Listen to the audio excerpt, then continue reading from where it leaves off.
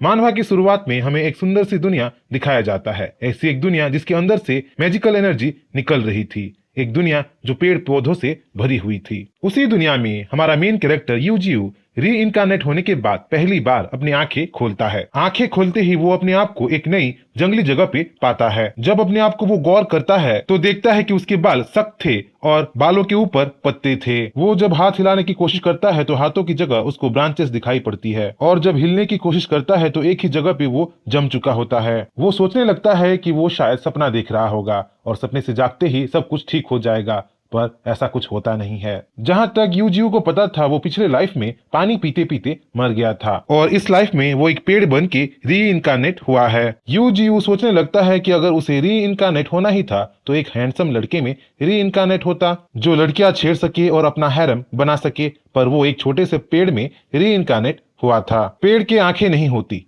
ना ही वो देख सुन सकता है, पर किसी वजह से यूजीयू अच्छे से देख सुन पा रहा था। यूजीयू अपने आसपास के माहौल को देखता है। देखने से पता चलता है कि वो दो पहाड़ों के बीच एक वैली में था। उसके पास 50 ब्रांचेस थे, जिनमें से वो बस एक ही को मूव कर पा रहा था। शायद दूसरे ब्रांचेस एक जगह पे रह रहे के नम हो चुके थे। दूर जंगल के अंदर से जंगली जानवरों के आवाजों को सुन के यूजीयू डर रहा था, क्योंकि वो इतना नाजुक था कि एक मामूली वुडपेकर भी उसको मार सकता था। तभी उसे आसमान में एक प्लेन दिखाई देता है। प्लेन को देख जीयू ये सोच के खुश होता है कि वो प्रीवियस लाइफ के टाइमलाइन में ही है। वो प्लेन को देख निहार ही रहा होता है कि उसे दो मधुमक्खियां परेशान करने लगते हैं। मधुमक्खियों से परेशान होकर जीयू अपने ब्रांचेस घुमा के मधुमक्खियों को वहीं मार देता है। तुरंत ही जीयू को नोटिफिकेशन आता है, डबल किल, 2 इवोल्यूशन पॉइंट मिला। नोटिफिकेशन के साथ साथ स्टार्टर स्क्रीन भी उसको दिखने लगता है। उसका नाम अब भी इस लाइफ में भी यूजीयू था। वो एक म्यूटेंट विलो ट्री था। उसकी एबिलिटीज अभी बस म्यूटेंट ब्रांचेस था, पर इवोल्यूशन पॉइंट्स पाके और सनलाइट रिसीव करके वो इवोल्व हो सकता था। क्योंकि अभी के लिए ब्रांचेस को छोड़ किसी दूसरे ट्री पार्ट्स को वो इवॉल्व नहीं कर सकता था, तो अपने इवोल्यूशन पॉइंट्स को ब्रांचेस को इवॉल्व करने में लगा देता है। जो ब्रांचेस का स्ट्रेंथ कभी 1/50 था, वो अब इवॉल्व होके 3/50 हो गया था। जीयू अब 3 ब्रांचेस को मूव कर सकता था। जैसे ही जीयू का ब्रांचेस स्ट्रॉन्ग हो जाता है, वैसे ही इवोल्यूशन पॉइंट पाने के लिए वो एक बी हाइव को अटैक कर देता है। ऐसे ही 1 महीना बीत जाता है। जीयू इवोल्यूशन पॉइंट पा के अपने आप को इवॉल्व कर रहा होता है। वो अब थोड़ा बड़ा और स्ट्रॉन्गर बन चुका था।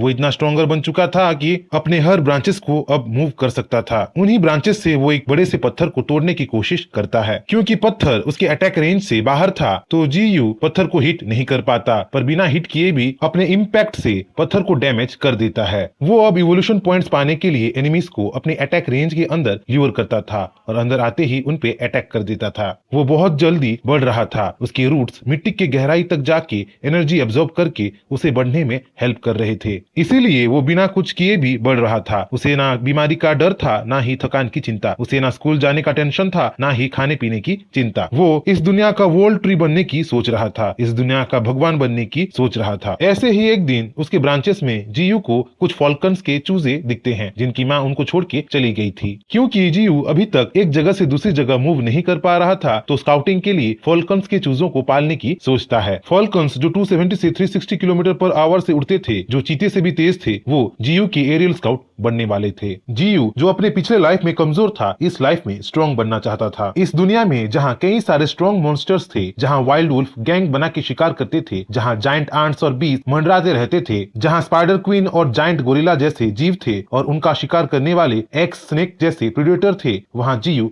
सर्वाइव करने वाला था। कभी वो शिकार करके फॉल्कन के चूजों को फीड कर रहा था, तो कभी सनलाइट ऑब्जर्व करके खुद इवॉल्व हो रहा था। ऐसे ही एक्सपीरियंस पा के वो ब्रांचेस री के लेवल कैप में पहुंच जाता है। ब्रांचेस के बाद अब बारी रूट के स्ट्रॉन्गर बनने की थी। हर एक रूट को स्ट्रॉन्ग बनाने के लिए उसे एक इवोल्यूशन पॉइंट चाहिए था, और हर एक रूट को इवॉल्व करते ही उसे जोरदार पेन महसूस होता था। रूट्स के इवॉल्व होते ही जीयू फ्रीली इधर उधर मूव कर सकता था, और एक तरह से जीयू के लिए उसके रूट्स हिडन वेपन थे। तभी जीयू को झाड़ियों में से कुछ आवाज आती है। आवाज सुन के जीयू बैटल मोड में आके वहाँ चेक करने के लिए चला जाता है। झाड़ियों के अंदर जीयू को एक वुंडेड फॉक्स मिलता है। फॉक्स जो वुंडेड था, फॉक्स जो पॉइजन था। उस वुंडेड फॉक्स को मार के भी जीयू को कोई एक्सपीरियंस पॉइंट या इवोल्यूशन पॉइंट नहीं मिलने वाला था, तो जीयू उसे रिकवर करता है। जीयू के सैप में डिटॉक्सिफिकेशन, हेमोस्टेसिस और रिकवरी के एबिलिटीज थे। उस फॉक्स को डिटॉक्सिफाई करने के लिए, उसके वुंड को हील करने के लिए जीयू उसे अपना सैप पिला देता है। फॉक्स रिकवर तो हो जाता है, पर जीयू से अटैच हो जाता है। फॉक्स रिकवर तो हो जाता है पर जीव के पास अब से रहने लगता है। ट्री सैप की वजह से